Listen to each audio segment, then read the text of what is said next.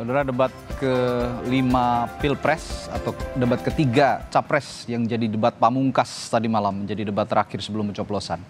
Tema debat soal kesejahteraan sosial, kebudayaan, pendidikan, teknologi informasi, kesehatan, ketenagakerjaan, sumber daya manusia, dan inklusi menjadi sorotan. Karena berjalan berbeda dari yang sebelumnya. Terlihat lebih landai dan tanpa ada saling serang dan cenderung bertahan begitu. Apakah ini strategi politik masing-masing pasangan calon dan siapa yang diunggulkan atau siapa yang menonjol dalam debat kali ini? Pagi ini kita akan bahas dengan sejumlah narasumber. Di antaranya di studio ada Zulfikar Amir, juru bicara Timnas Amin. Selamat pagi, Mas Zulfikar. Selamat pagi, Mas Adi. Dan juga Putri Komarudin, juru bicara Tim Kampanye Nasional Prabowo Gibran. Selamat pagi, Put. Selamat pagi, Mas Adi. Assalamualaikum warahmatullahi wabarakatuh. Assalamualaikum warahmatullahi wabarakatuh. Dan melalui sambungan Zoom, melalui virtual ada Sekretaris Eksekutif TPN Ganjar Mahfud, Heru Dewanto, dan pengamat komunikasi politik Universitas Brawijaya Malang, Anang Sujoko. Selamat pagi, Bapak-Bapak. Selamat pagi, Mas. Oke. Selamat pagi. Ya, saya minta komentar dulu dari Mas Zulfikar dulu deh. Ya. Kok kayaknya adem gitu ya tadi malam ya? Ya, Jadi kayaknya betul, banyak yang bilang gitu, adem kayaknya di bawah pohon rindang, jadi nggak panas-panasan gitu. Ada apa sih sebenarnya dengan Mas Anies yang biasanya ofensif sekali kok tadi malam kelihatannya agak tenang begitu, agak dijaga kalimatnya gitu. Mas Radi familiar nggak dengan istilah 3 babak? Oke. Dalam penulisan drama atau film cerita itu biasanya ada satu format yang disebut 3 babak. Babak pertama itu introduksi, babak kedua tensi, babak ketiga closure. Oke. Jadi kita mengikuti pola itu sebenarnya. Tapi bukan anti klimaks ya? Bukan anti klimaks, klimaksnya udah lewat. Okay. Ya kan kemarin kan. Dan kita melihat bahwa topik terakhir itu adalah topik paling penting dari seluruh topik debat yang kita lakukan selama ini gitu. Karena ini adalah alasan kenapa kita mendirikan Republik Indonesia. Yaitu untuk menciptakan masyarakat dan bangsa yang sejahtera.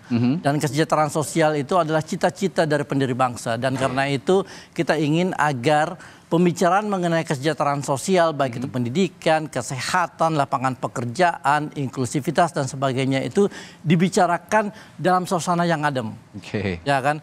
Dan kita ingin memaparkan data selengkap mungkin sehingga masyarakat dan para pemilih itu bisa menilai secara objektif apa-apa yang menjadi permasalahan selama ini, seperti yang dipaparkan oleh Pak Anies di dalam openingnya, di mana ketimpangan sosial itu adalah salah satu masalah fundamental yang harus diselesaikan dan selama ini masih sering diabaikan. Dan bagaimana caranya agar ketimpangan sosial ini itu bisa dikurangi melalui berbagai program-program yang ditawarkan oleh pasangan Anies Baswedan dan Muhaimin Iskandar. Oke. Jadi bukan karena pada saat debat sebelumnya ada sepertinya penurunan elektabilitas karena menyerang itu tadi? Sebenarnya tidak. Jadi ya tentu kita melihat efek itu juga ya. Selalu ada proses yang bersifat dinamis di situ. Tetapi 5 set debat ini sebenarnya kita sudah rencanakan dengan baik dan di mana setiap setiap topik itu kita persiapkan, baik itu datanya, baik itu wacananya, baik itu solusinya, sekaligus juga nuansanya gitu. Nah, itu yang menjadi bagian dari strategi kita sehingga apa yang kita lihat tadi malam itu adalah konklusi dari seluruh proses yang telah kita siapkan selama 2 bulan sebelumnya. Oke, Put, jadi kalau tadi Mas Zulfikar bilang ini temanya juga harus diutarakan dengan membumi gitu, dengan hati-hati karena soal kesejahteraan sosial. Menurut Putri sama halnya dengan yang Mas Zulfikar utarakan? Adem gara-gara temanya nih kayaknya. Kalau Pak Prabowo emang dari awal kan selalu bawaannya adem ya. Jadi beliau kan posisinya selalu bertahan gitu menghadapi serangan-serangan dari paslon yang lain. Dan yang pertama sebenarnya kemarin kita sangat mengapresiasi bahwa Pak Prabowo itu melakukan komparasi atau meminta pendapat dari paslon yang lain terkait dengan program yang kita usung, yaitu program makan siang dan susu gratis misalnya, atau untuk kesejahteraan guru dan lain-lainnya. Karena memang ini kan semangat rekonsiliasi yang beliau kedepankan kemarin kan. Kita lihat juga pada saat closing statement beliau meminta maaf kepada seluruh pihak yang terlibat, termasuk kepada paslon lain, termasuk kepada penyelenggara pemilu terkait dengan kesalahan kata ataupun perbuatan selama proses karena kemarin kan debat terakhir. Jadi di sini beliau menunjukkan posisi beliau yang memang adalah ada seorang negarawan dan memang ini menjadi salah satu hal yang sangat penting bagi seorang pemimpin itu untuk bisa mengakui bahwa kita pun akan ada kalanya bisa salah gitu. Jadi sebagai generasi muda saya sangat mengapresiasi apa yang Pak Prabowo lakukan semalam, dan saya sangat berharap karena kemarin debatnya sudah dipertunjukkan dengan begitu aman, damai, sejahtera, dan relatif semua paslon bisa menyampaikan program dan visi misinya dengan baik. Jadi kita bisa menjaga sisa waktu kampanye ini dengan iklim yang relatif lebih damai, sehingga nanti pada tanggal 14 pencoblosan itu masyarakat bisa mencoblos sesuai dengan hati nuraninya, seperti yang disampaikan oleh Pak Prabowo juga. Saya juga mencatat semangat rekonsiliasi yang kamu bilang tadi, Bud, soal Pak Prabowo mengatakan nanti setelah saya terpilih begitu, yang nggak milih saya juga akan saya rangkul, begitu kira-kira. Itu semangat rekonsiliasi yang sepertinya diutarakan oleh Pak Prabowo tadi malam pada saat konklusi atau menyampaikan closing statementnya. Saya akan ke Pak Heru ya, Pak Heru. Tapi yang saya lihat agak lain ini dari Mas Ganjar semalam. Ada, meskipun tidak cenderung ofensif begitu, tapi ada kalimat-kalimat sindiran begitu yang juga cukup menohok. Saya lihat pada saat closing statement, mulai dari berbicara soal kepentingan keluarga dan segala macam. Apakah ini juga merupakan strategi di saat debat adem-adem saja begitu, ketika closing statement justru ada pernyataan-pernyataan yang menohok, Mas Heru? Ya, saya rasa apa yang sudah dicontohkan oleh para paslon kemarin ya, dengan membuat debat kelima ini debat yang relatif adem, bersahabat, tenang, itu perlu kita jaga terus sampai pada hari pencoblosan pada tanggal 14 Februari. Jadi suasana yang baik perlu kita jaga sampai akhir.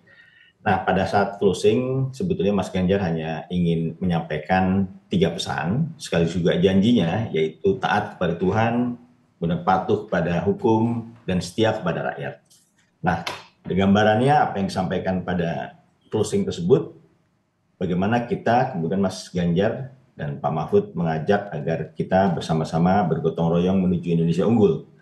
Dan tidak lupa pula saya rasa Mas Ganjar juga menyampaikan terima kasih atas titipan harapan dari masyarakat selama Mas Ganjar berkeliling lebih dari 3.000 titik di seluruh Indonesia, di mana Mas Ganjar menerima titipan harapan di pundaknya dan juga pundak Pak Mahfud. Dan itu yang akan dibawa Mas Ganjar apabila nanti terpilih menjadi pemimpin negara ini. Baik, saya ke Mas Anang. Oke lah, tadi malam itu debatnya secara show gitu ya. Kalau kita lihat, kalau kita yang nonton biasanya pengennya yang rame-rame, tapi tadi malam ya cukup cukup sejuk gitu ya debatnya, karena mengeluarkan statement yang dijaga begitu, kalimat-kalimat yang dijaga. Tapi begini Mas Anang, secara substansi apakah masing-masing paslon tadi malam yang berdebat ini sudah mengutarakan visi misinya dengan baik di tema yang didebatkan tadi malam, dan bagaimana efeknya terhadap keterpilihan mereka nanti di 14 Februari? Ya, baik. Terima kasih Mas dan juga Bapak, Ibu atau Mas Mbak yang ada di studio. Ya, terkait masalah visi misi, saya kira semuanya sudah terpenuhi ya, karena bagaimanapun juga itu kan sudah disiapkan secara matang oleh tim sukses masing-masing di belakang kan. Ketika menyampaikan visi misi yang semuanya ada, itu kan sudah ada skenario lah yang tertata dengan apik. Dan permasalahannya kemudian adalah ketika proses menjawab pertanyaan, kemudian saling bertanya dan menjawab, itulah kemudian ujian apakah yang disampaikan itu betul-betul dikuasai. Dan kemarin memang ada beberapa hal yang kelihatan, ada yang kemudian menguasai apa yang telah disampaikan pada visi misi, dan ada juga yang tidak menguasai lah, semacam itulah. Itu hanya sebagai sebuah statement yang sudah memang betul-betul disiapkan oleh orang banyak lah dan oleh pakar-pakar. Begitu Mas. Baik, berarti memang secara substansi juga tidak kabur lah ya, masih bisa dipahami oleh kita yang menonton, dan tentunya sebagai preferensi kita untuk memilih di tanggal 14 Februari nanti. Saya akan ke Mas Heru lagi, dan nanti juga bisa disanggah oleh Putri ini sebagai yang berdebat tadi malam ini. Pak Prabowo dan Mas Ganjar menyoroti soal stunting. Ini Mas Ganjar ini tidak setuju dengan makan siang gratis, dan sempat agak panas juga ngomongin internet gratis itu, katanya juga mendingan makan gratis daripada internet gratis kalau Pak Prabowo bilang begitu dan itu disindir oleh Mas Ganjar. Apa maksud kalimat dari Mas Ganjar ini, Mas Heru? Ya, jadi kalau kita bicara internet gratis ya, kalau kita boleh mulai dari situ, ini kan salah satu tugas negara kan memastikan bahwa tidak ada satu orang pun yang tertinggal. Dan salah satu sumber kesenjangan adalah masalah akses kepada informasi. Akses kepada informasi itu adalah kewajiban negara agar semua warga negara memiliki akses yang sama terhadap informasi. Karena itulah program gratis itu diusung oleh Mas Ganjar dan Pak Mahfud untuk memastikan bahwa hak ekosok ya untuk menerima akses yang sama terhadap informasi dijamin, diberikan. Nah, sambil menunggu penyelesaian infrastruktur digital yang masih belum merata, di mana akses internet baru mencapai 79%, maka kemarin di akhir pada saat press conference Mas Ganjar menyampaikan satu alat yang namanya SatSetNet. Nah, itu adalah alat yang dipakai untuk menyelesaikan masalah digital divide yang ada di mana daerah-daerah 3T banyak yang belum bisa menerima akses kepada internet. Ini alat ini adalah suatu contoh konkret bagaimana Mas Ganjar dan Pak Mahfud secara cepat merespon masalah yang ada di daerah-daerah yang tidak memiliki akses pada internet. Nah, itu adalah kemudian satu lagi tadi terkait dengan apa tadi Mas, satu lagi ya? Ya, tadi soal komparasi makan siang gratis dan internet gratis, ada komparasi itu dan itu disanggah oleh Mas Ganjar. Ya, kalau internet itu, kalau kemudian satu lagi saya ingat mengenai stunting ya. Stunting, saya rasa Mas Ganjar menjelaskan bahwa bagaimana mengatasi stunting itu adalah justru pada saat ibu-ibu ini sedang hamil gitu ya, dimulai dari saat menikah, sebelum menikah itu sudah diberikan penyuluhan mengenai pernikahan itu sendiri, kemudian bagaimana ibu hamil itu dijaga kesehatannya sehingga anak-anak yang lahir nanti tidak stunting.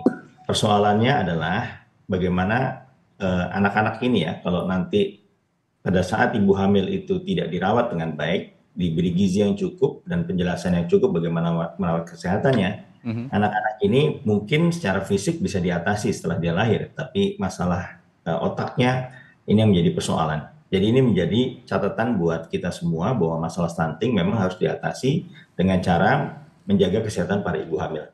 Oke, saya akan ke Putri. Putri tadi saya ingin menanyakan soal kenapa sih yang dikomparasi oleh Pak Prabowo ini makan siang gratis ini dengan internet gratis? Kira-kira apa pertimbangannya? Dan soal stunting tadi Pak Prabowo disanggah oleh Mas Ganjar karena lebih baik dipupuk itu sejak ibu hamil gitu masalah stunting ini. Apa yang ingin disampaikan oleh Pak Prabowo soal ini? Ya, pertama soal komparasi itu kan sebenarnya kita hanya menanggapi apa yang waktu beberapa bulan yang lalu itu pernah diangkat oleh Paslon 03. Jadi yang pertama kali mengangkat soal perbandingan antara program internet gratis dan makan siang dan susu gratis ini 03, makanya kita mau melanjutkan di forum debat kemarin supaya Pak Ganjar bisa menyampaikan sendiri gitu. Kenapa menurut beliau programnya beliau lebih baik daripada program Pak Prabowo. Kan itu intinya debat kan sebenarnya kan untuk bisa mengungkapkan apa yang selama ini belum didalami terkait dengan paslon dan terkait dengan program kerja dari masing-masing paslon. Itu yang pertama. Terus yang kedua, kalau soal yang Pak Ganjar sampaikan, yang paling penting adalah meningkatkan gizi untuk ibu hamilnya, toh itu memang sudah masuk dalam paketan program makan siang dan susu gratis ini. Jadi di dalam situ ada juga peningkatan gizi untuk ibu hamil.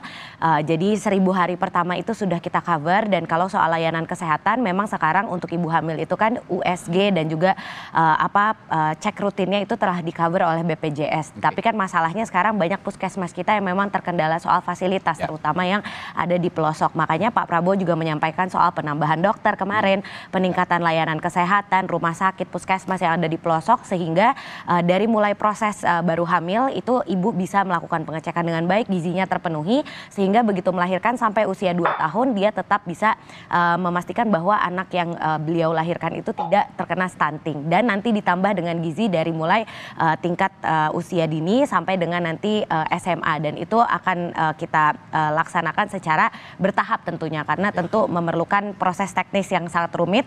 Tapi insya Allah kalau sekarang dari mulai anggaran ya kita sudah terpikirkan seperti apa, terus pelaksanaannya di masing-masing provinsi dan kabupaten kota akan seperti apa. Jadi ketika nanti insya Allah Pak Prabowo dilantik, ini program sudah siap untuk jalan. Sebenarnya kan tema tadi malam itu sebenarnya Pak Prabowo banget. Kalau dari awal mengampanyekan soal makan siang gratis, susu gratis. Tapi kenapa nggak terlalu ngotot ya Pak Prabowo untuk mempertahankan mengemukakan visi misi soal makan siang dan susu gratis itu tadi malam tidak terlalu tampak greget gitu. Apa yang kurang dari cara mengemukakan pendapat soal visi misinya ini? Enggak, sekarang kan gini, yang namanya suatu kebijakan itu kan memang harus disempurnakan kan. Ya, dan Pak Prabowo pun menyadari itu bahwa kebijakan yang kita usung ini tentu perlu banyak masukan dari berbagai belah pihak, bukan hanya dari tim kampanye nasional saja gitu, tapi juga perlu dari ahli, akademisi dan juga tentu kritik dan masukan dari paslon 01 dan 03. Okay. Makanya Pak Prabowo tidak ngotot karena beliau paham bahwa semakin banyak pendapat yang kita bisa akomodir di dalam program ini akan semakin sempurna sehingga tujuan kita untuk membawa program ini bisa benar-benar bermanfaat untuk seluruh anak-anak muda Indonesia itu bisa benar-benar tercapai. Kalau egois kan belum tentu nanti tujuannya bisa tercapai gitu. Oke, ini lebih ke meminta pendapat begitu ya, meminta pendapat pasangan calon lain dan sepertinya juga pendapat pasangan calon lain meskipun ada sanggahan-sanggahan tidak yang terlalu kritis tadi malam, ini tidak seperti biasanya saya melihatnya. Nah kalau Mas Anies tadi malam yang saya catat yang cukup menohok pertanyaan ataupun pembahasan soal bansos. Ya. Tadi malam bantuan sosial ini sampai beberapa kali dimention oleh Mas Anies, terutama yang belakangan ini lagi rame katanya dipolitisasi. Betul. Ada tujuan khusus membahas bansos di debat tadi malam? Oh ya tentu. Jadi kalau kita lihat bansos ini kan adalah program yang ada di mana-mana. Tidak hanya ada di Indonesia, tetapi juga ada di Amerika Serikat, ada di Jepang, ada di Inggris, Jerman, Australia dan sebagainya. Kenapa ini ada di banyak negara? Karena bansos itu adalah instrumen ekonomi sebenarnya. Instrumen ekonomi yang memiliki manfaat sama seperti barang-barang publik yang lain, misalnya sekolah, misalnya listrik, ya, jalan raya dan sebagainya. Okay. Dan bansos ini itu adalah sebuah program yang memang ditujukan bagi kelompok-kelompok yang berada pada level ekonomi paling bawah, okay. Ya kan, untuk menyelamatkan mereka dari jatuh pada level yang lebih parah lagi gitu. Okay. Nah, yang jadi masalah adalah ketika kita pemerintah memberlakukan bansos ini seperti barang charity. Okay. Barang produk dari hasil belas kasihan, ya kan. Lalu kemudian terjadi praktek personifikasi di mana bansos ini diberikan oleh atas nama seseorang, seakan-akan orang ini tuh punya kebaikan hati yang sangat dalam dan kemudian punya keprihatinan dan kemudian memberikan kepada orang-orang yang membutuhkan. Padahal bansos ini diambil dari pajak. Okay. Ya kan, bansos ini adalah hasil dari pajak yang dibayar oleh setiap warga negara Indonesia yang kemudian dijadikan program untuk membantu kelompok-kelompok rentan gitu. Nah, alangkah sangat tidak etis ya ketika bansos yang merupakan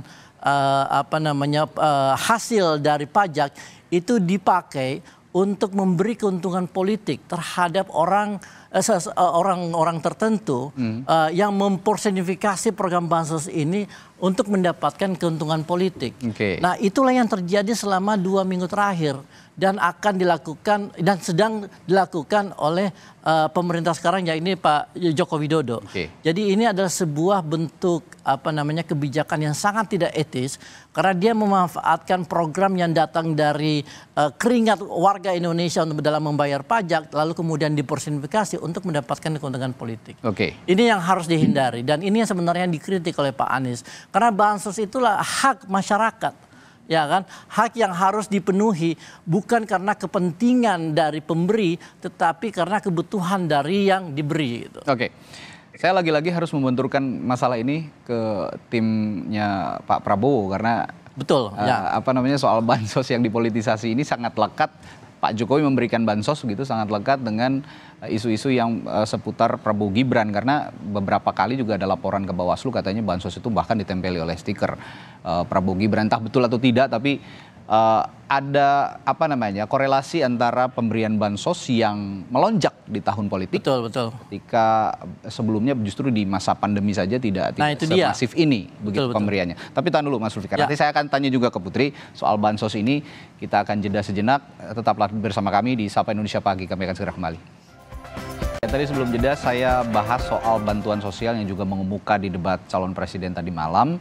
Yang sepertinya akhir-akhir ini juga jadi pembicaraan publik karena bansos dinilai dipolitisasi di tahun politik dibandingkan bahkan di masa pandemi yang anggarannya jauh lebih melonjak di tahun politik. Tadi saya sepertinya Mas Zulfikar akan ada respons soal ini. Dan tapi yang saya sayangkan kenapa nggak ditekan terus soal ini? Kalau memang itu benar diduga dipolitisasi, kenapa tidak ditanyakan terus? Dikonfirmasi lah setidaknya kepada ada time limit juga dan tentu ada beberapa isu-isu yang mungkin lebih penting untuk diutarakan dibanding ini gitu. Tetapi ada satu poin yang tadi Mas Radi sebutkan bahwa adalah sangat ironis ketika ketika bansos pada saat sekarang itu diberikan jauh lebih besar daripada bansos pada masa pandemi.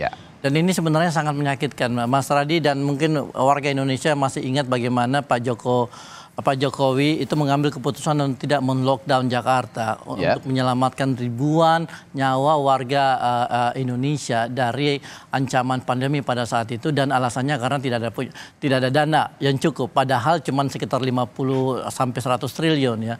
Nah, sekarang ketika kepentingan dari anak Pak Joko Widodo itu menjadi sangat krusial, beliau mengambil keputusan untuk menggelontorkan ratusan triliun untuk dana bansos tahun ini yang sebenarnya itu timingnya juga tidak pas gitu ya. Jadi kita bisa melihat secara gamblang bagaimana bansos ini dijadikan instrumen politik oleh Pak Jokowi untuk memenangkan anak beliau gitu dan ini sangat-sangat tidak etis karena sebagai seorang pemimpin negara, sebagai seorang presiden republik ini dia mestinya mengedepankan kepentingan seluruh bangsa gitu, bukan kepentingan anak dan keluarganya. Baik, bagaimana Anda menjawab ini, Put?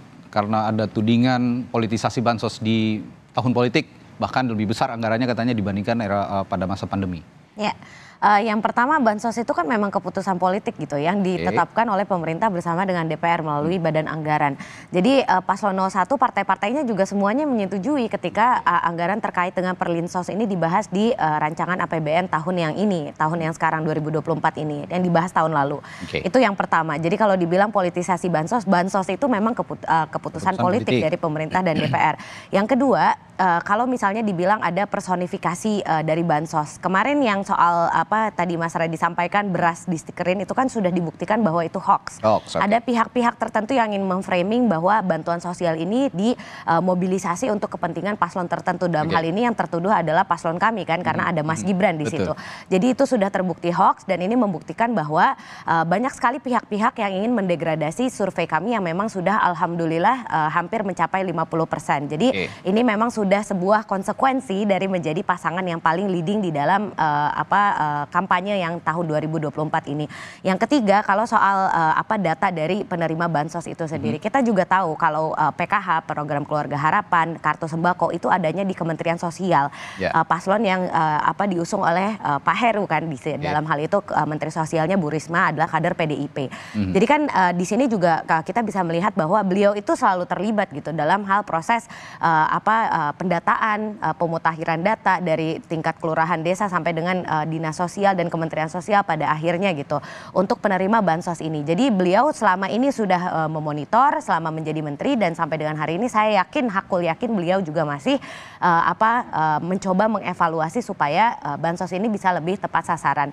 Dan ini kan keluhan yang seringkali kita temukan juga. Saya sebagai anggota DPR setiap datang ke lapangan pasti keluhannya selalu satu, di mana banyak masyarakat yang dari kelas menengah ke atas itu malah menerima bansos, tapi yang kalangan menengah ke bawah apalagi yang sudah sepuh tidak terdata dengan baik itu malah tidak dapat bansos apapun gitu. Makanya kan pemerintah selalu memutakhirkan lagi program bantuan sosialnya. Kemarin ditambah bantuan beras juga yang menggunakan data agregat dari data PNM, penerima kredit Mekar, terus dari data BKKBN juga, dari data program Keluarga Harapan. Kenapa?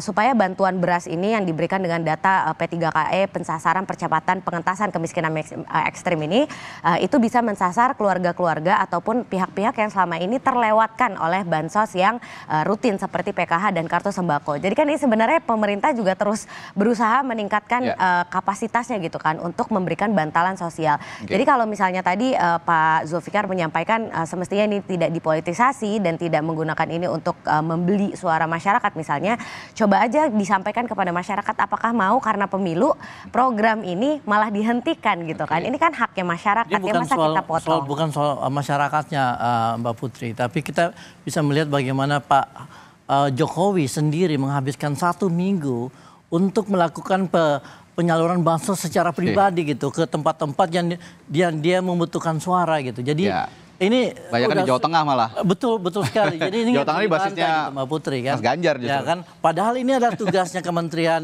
Sosial dan lebih penting lagi mestinya pemberian bansos ini dilakukan oleh para pegawai-pegawai kementerian pada level bawah, bukan tugasnya presiden. Bukan tugasnya presiden datang ke kampung-kampung memberikan bansos secara langsung pribadi untuk menunjukkan bahwa ini dari saya loh. Ya, walaupun tidak disebutkan secara eksplisit. Anda mau mengatakan kalau kata Putri tadi bansos itu memang produk politik begitu, dibahas di tetapi DPR. Kita tahu ada data menunjukkan bagaimana Pak Jokowi itu meminta setiap kementerian itu mengalokasikan sekitar 5% dari budget mereka yang tersisa untuk diarahkan ke bansos. Gitu. Ya kan. Nah ini saya mengelaborasi juga apa yang dikatakan Putri dan juga Pak Zulfikar ke Mas Heru.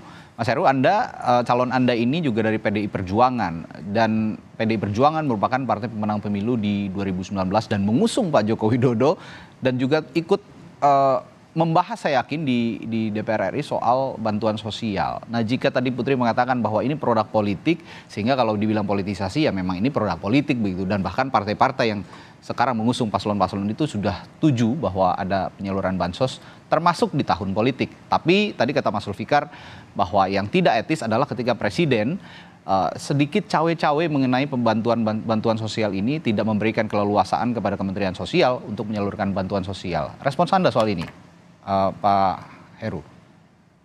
Ya, yang pertama kalau perhatikan dari tadi apa yang saya komentarkan itu senantiasa sejalan dengan di awal tadi ya. Saya ingin menjaga atau kami ingin menjaga ya mood dari debat terakhir kemarin yang bersahabat, tenang, adem sampai nanti ke pemilu yang akan datang ya. Yang kedua, kalau terkait dengan bansos, saya rasa pertama ya kita menghormati betul yang namanya Pak Presiden Jokowi, dan yang kedua bahwa bansos ini bagi Mas Ganjar dan Pak Mahfud sudah jelas posisinya bahwa kita akan melanjutkan, menambah, jadi bahasanya pasti dilanjutkan, pasti ditambah, dan pasti lebih tepat sasaran. Jadi isunya adalah bagaimana membuatnya lebih tepat sasaran. Ini masalah data, karena itulah program KTP Sakti itu salah satu cara kita untuk mendapatkan satu data yang memungkinkan kita mengidentifikasi secara jelas kebutuhan dari masing-masing pihak itu apa, dan di sanalah pemberian bansos menjadi tepat sasaran. Yang kedua, kita perlu selanjutnya saya ingin mengatakan bahwa bansos ini adalah alat untuk mencapai tujuan.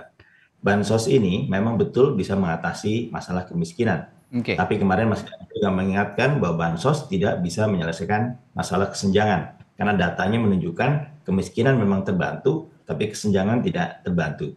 Mas Ganjar juga kemarin menyebutkan bahwa tujuan kita adalah menciptakan keadilan sosial, bukan bantuan sosial. Nah, jadi ini adalah salah satu isu terpenting bagaimana mengatasi kesenjangan sosial.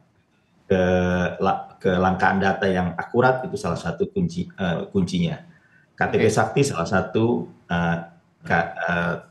cara yang akan dilakukan oleh Mas Ganjar. Nah, kemarin saya juga ingin mengulangi salah satu cara yang diupayakan oleh Mas Ganjar untuk mengatasi kesenjangan, yaitu kesenjangan digital.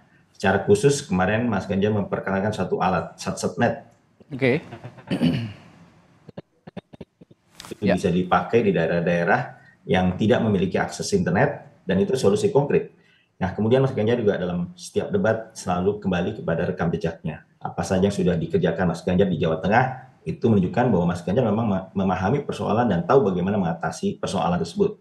Kemarin juga terkait dengan apa yang dilakukan dengan Mas Ganjar di daerah, itu terkait dengan penurunan angka kemiskinan, kemudian ada program-program listrik gratis, stimulan rumah tidak layak huni, tuku lemah ento umah, dan seterusnya. Itulah program-program rekam jejak yang disampaikan Mas Ganjar, sehingga apabila nanti Mas Ganjar bisa memimpin atau diberi kesempatan untuk memimpin Republik ini, apa-apa yang sudah dikerjakan di Provinsi Jawa Tengah itu akan dibawa ke tingkat nasional. Oke, saya ke Pak Anang. Pak Anang, soal topik bansos ini sepertinya memang paling seksi kalau dibicarakan di debat, tapi tadi malam tidak muncul perdebatan yang terlalu tajam begitu soal bansos ini. Pertanyaan saya begini, apakah bantuan sosial ini jika memang dibahas dalam debat tadi malam dengan format yang kita saksikan sama-sama tadi malam, sama-sama bisa mencuri perhatian publik dan dampak politiknya bagi masing-masing paslon dalam konteks elektoral? Seperti apa Pak Anang? Ya, terima kasih. Ya, tadi beberapa saat saya menyaksikan debat kelima ini versi kedua ini. Jadi versi tim sukses ini ya, saya memperhatikan ini. Ya, saya melihat begini. Jadi dalam debat terakhir kemarin itu ada beberapa hal yang ingin saya sorotin dulu ya. Selain nanti topik terkait masalah bansos. Yang pertama ada penguatan citra. Nah, penguatan citra itu ada di 03. Jadi lebih bicara ada pemikiran kritisnya, kemudian ada keberaniannya, dan juga ada pemikiran yang strategik, itu ada di 03. Tetapi kemudian ketika kita bergeser kepada 02, itu ada koreksi citra. Jadi koreksi citra, jadi ingin mengoreksi citra-citra yang terdahulu, misalkan yang emosional, kemudian yang tidak respect, atau kadang-kadang ada kata-kata atas koreksi dari 02 itu yang tidak etis ya. Itu terbangun di sana. Dan yang 01, kalau tadi Mas Zulfikar mengatakan ada sebuah tahap stage yang ketiga, ya patut diakuilah ini adalah sebuah anti klimaks. Saya tidak tahu apa yang ada di belakang, tetapi ini ada sebuah perubahan strategi antara 01 dan 02. 01-nya bermain adem, 02-nya kemudian di setel menerima apa adanya. Jadi istilahnya kemudian menampung apa aja yang kemudian menjadi masukan dari 01 maupun 03. Saya khawatir Mbak Putri, ini adalah upaya dalam rangka untuk tidak memancing 02 ini tidak emosional. Jadi kalau nanti 02 dibiarkan dengan tidak skenario tadi malam, saya mengkhawatirkan nanti 02 atau Pak Prabowo itu kemudian bisa terpancing untuk emosional atau bahkan menari-nari di panggungnya, semacam itu. Baik. Ya. Dan untuk terkait masalah bansos ini, Mas, saya menarik.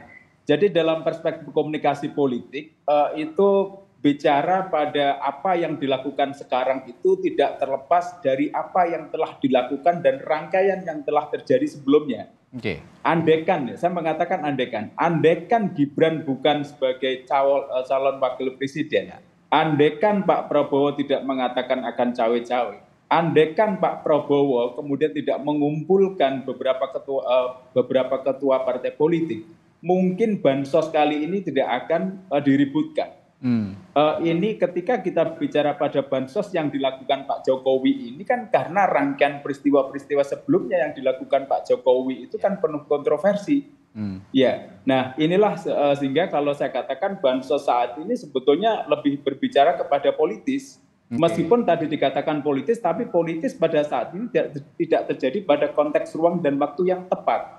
Karena di era pada kontestasi Pilpres, di mana ada keberpihakan di situ. Sehingga proses ini yang harusnya kemudian dikoreksi oleh petinggi negeri ini sebagai bagian dari upaya kemudian mendistribusikan dengan mengoptimalkan aparatur negara yang ada di bawah dan terlepas dari kepentingan itu. Baik, Pak Anang, terakhir pertanyaan dari saya, overall dari debat yang kita saksikan tadi malam dari para capres, dari 3 capres, apakah bisa menggait suara di detik-detik terakhir menjelang pencoblosan tanggal 14 Februari nanti dan memberikan preferensi kepada pemilih, saya akan memilih 1, 2, atau 3?